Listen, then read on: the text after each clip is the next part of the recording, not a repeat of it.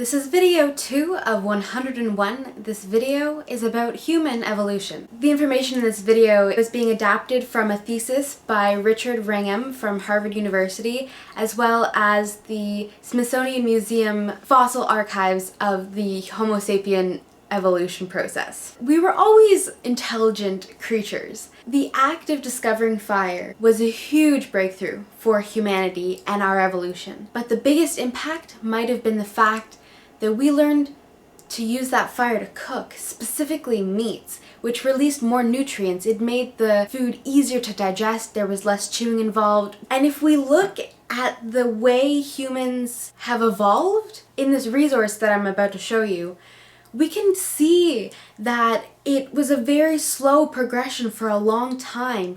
And then at the end, when we discovered fire, it was pretty rapidly, still, over hundreds of thousands of years, was this incredible transformation of brain growth and consciousness and being able to stand upright and start using tools and to start having sophisticated practices and rituals and gatherings, and we were controlling fire and cooking with it and gaining more nutrients. It was easier to chew, it was easier to digest, it took less time to digest, and you were getting more out of it, so we had more energy and more time to use that energy. We were feeding our brains and they were growing, and they grew so rapidly. Really, this started from cooking. This is a really cool resource that I found here. Essentially, we started out with using stone tools and using that to kind of butcher our meats, and then we discovered fire, and that was when we discovered cooking. And control of fire provided this new tool with several uses, including cooking,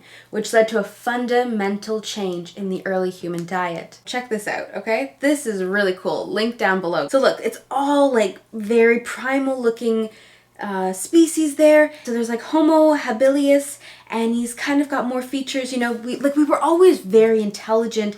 We were always a very intelligent species. You'll see this is about 2.4 to 1.4 million years ago. This is probably just the beginning of like cooking, just as apes were kind of rubbing sticks together. Homo erectus. These were some of our earliest ancestral species. 1.8 million years ago to about 143,000 years ago.